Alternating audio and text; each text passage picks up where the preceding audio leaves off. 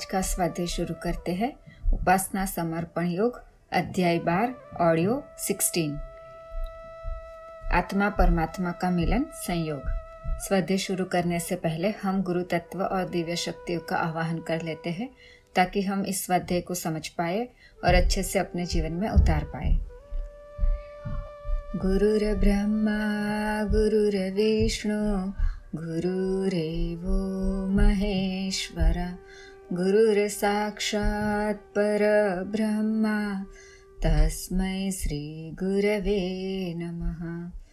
ॐ भूर्भुवः स्वः तत्सवितुर्वरेण्यं भर्गो देवस्य धीमहि धियो यो नः प्रचोदयात्।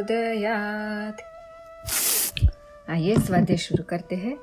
ईश्वर और जीव का मिलन संयोग। सृष्टि संचालन का क्रीड़ा कौतुक रचने के लिए परमात्मा एक से बहुत बना। उसकी इच्छा हुई कि मैं अकेला हूँ, एक से बहुत हो जाऊं। उसकी यह इच्छा ही मूर्तिमान होकर सृष्टि के रूप में प्रस्तुत हो गई। एको हम बहुश्यामी का संकल्प साकार रूप धारण कर यह संसार बन गया।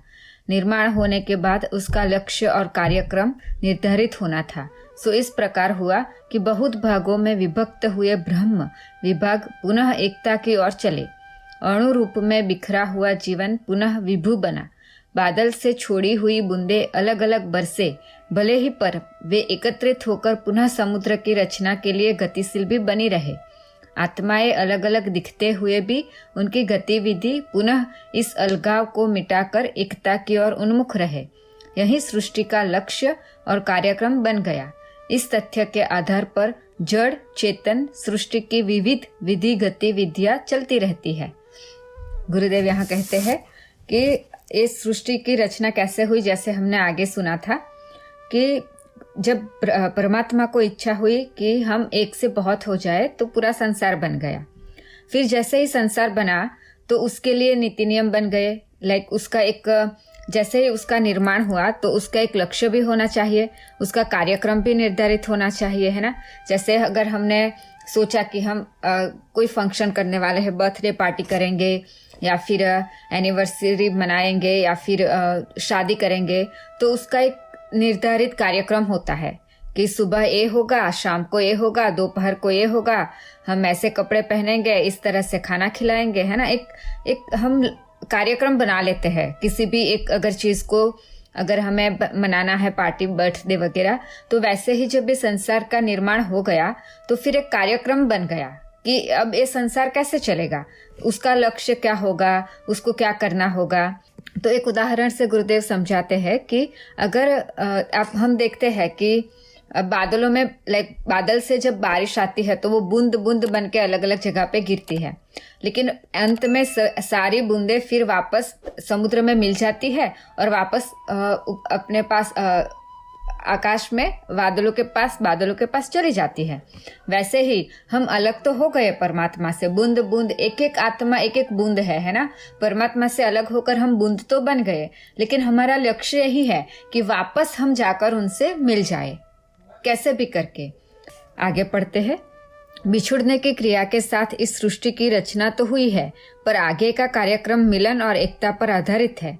समुद्र का पानी भाप बनकर अपने केंद्र स्थल से बिछुड़कर सुंदर हिम प्रदेशों में जाकर बर्फ बन जाता है, किंतु यह बिछुड़ने की प्रक्रिया देर तक स्थिर नहीं रहती। जैसे ही अवसर मिलता है, थोड़ी गर्मी का सहारा पाकर बर्फ पिघलती है और वह पानी जैसे तैसे अपना मार्ग खोजता हुआ नदी नालों में होता हुआ समुद्र की ओर दौड़ पड़ता है। बढ़ते हुए पानी की बेचैनी और दौड़ धूप तब तक समाप्त नहीं होती जब तक कि वह परिपूर्ण जलाशय समुद्र में मिलकर स्वयं भी उसी रूप में परिणित नहीं हो जाता। जल आरंभ में भी पूर्ण था, भाप बनकर अपूर्णता उसे प्राप्त हुई तो उसे दूर करने का प्रयत्न अनेक हलचलों के रूप में दृष्टिगोचर होने लगा। इसी हलचल का नाम सृष्टि क्रम है। इसे अशांति भी कह सकते हैं। मिलन ही इस अशांति का उद्देश्य है, और जब अपूर्णता दूर होकर पूर्णता की उपलब्धि हो जाती है तो दौड़ धूप भी समाप्त हो जाती है और अशांति भी। कितना अच्छा गुरुदेव समझा रहे हैं।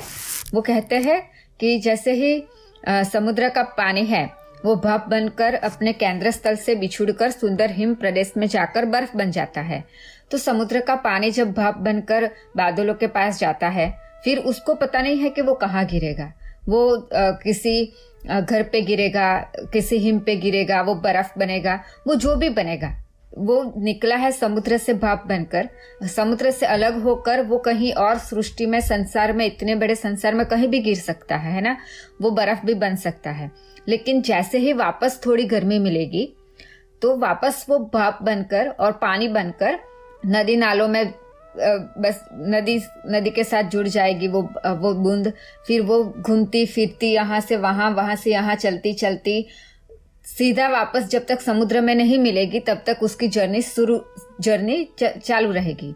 वैसे ही हम जब परमात्मा से बिछड़े, हम यहाँ आए आत्मा बनकर, अब हमारी जर्नी चल रही है।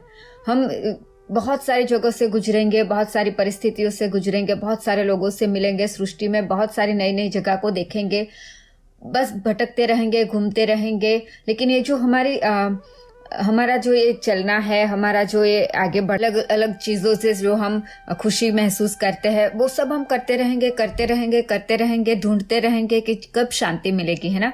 लेकिन जब तक हम वापस जाकर परमात्मा से नहीं मिलेंगे तब तक चाहे जितने भी जन्म ले ले, जितने भी घूम ले, जितने भी चीजें कर ले, है ना, वो सारी धूप छांव है। हम जब तक परमात्मा से नहीं मिलेंगे हमें अशांति होती रहेगी और हम अपने आप को पूर्णता की उपलब्धि से दूर रखेंगे। आगे पढ़ते हैं। मानव जीवन का यही क्रम है। नियति की व्यवस्था ने केंद्रीय परिपूर्णता से बिछुड़ा दिया है। अब उसके सामने एक ही कार्यक्रम रह जाता है, तेजी के साथ पुनः केंद्र की ओर दौड़े और अपनी अपूर्णता को समझकर पूर्णता में विलय हो जाए। इसी को जीवन लक्ष्य कहते हैं। मुक्ति, पूर्णता, ब्रह्म निर्वाण आदि भी इसे ही कहा गया है। कितने अच्छे से समझा दिया, कितनी आसानी से समझा दिया कि मुक्ति क्या है, पूर्णता क्या है, ब्रह्म निर्वाण क्या है। हमने सारे बड़े बड़े शब्द सुने हैं, लेकिन कितनी आसानी से गुरुदेव ने बता दिया कि ये सब क्या है। ये सब बस यही है कि जहाँ से हम आए हैं, जिनसे अलग होकर हम ये अपना नया अस्तित्व बनाया है, वापस उसको परमात्मा से मिला लेना, उसी को मुक्ति कहते हैं, उसी को पूर्णता कहते हैं, उसी को ब्रह्म निर्वाण कहते हैं।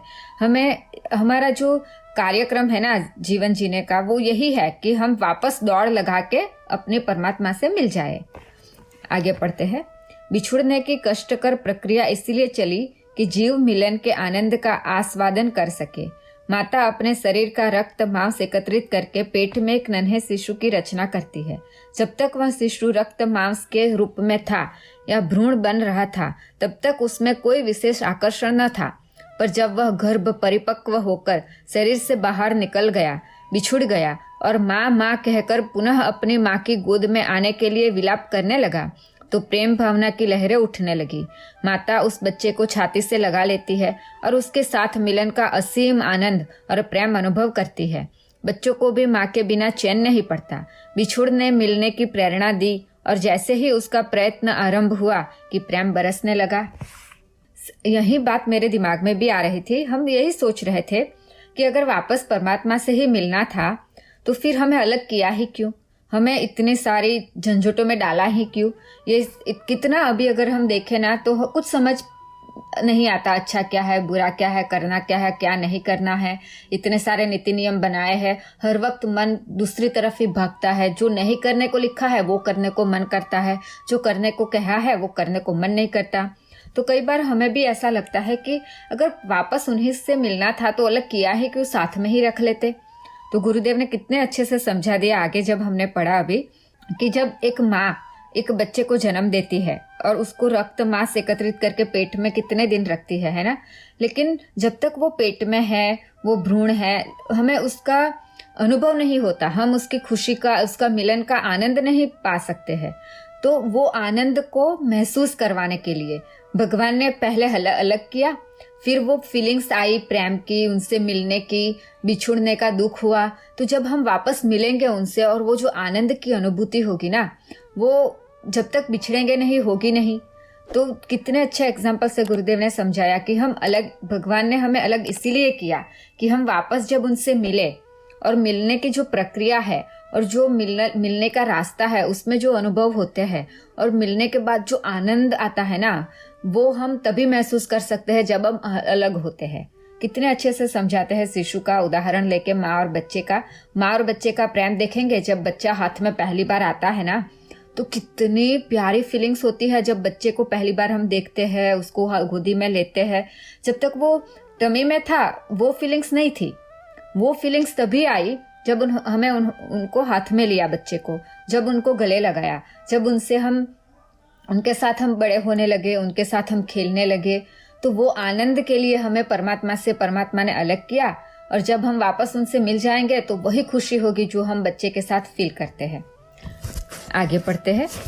आगे का हम नेक्स्ट कल पढ़ेंगे। आज यहीं पे हम समाप्त करते हैं, उस गुरु तत्व और दिव्य शक्तियों को नमन करते हुए, और आज जो हमने समझा उसको याद करते हुए, आज के पूरे दिन उस पर चिंतन मनन करके हम प्रभु के पास जाने के लिए अपने आप को तैयार करेंगे। उसी प्रार्थना के साथ, ओम भूर्भुवः स्वः तत्सवितुर्वरेण्यं भर्गो देवस्य धीमहि धियो यो नः प्रचोदयात्। सभी को प्रणाम। हमारे YouTube चैनल को सब्सक्राइब करें और बेल आइकन को दबाकर ऑल पर क्लिक करें ताकि नोटिफिकेशंस आपको मिलती रहें।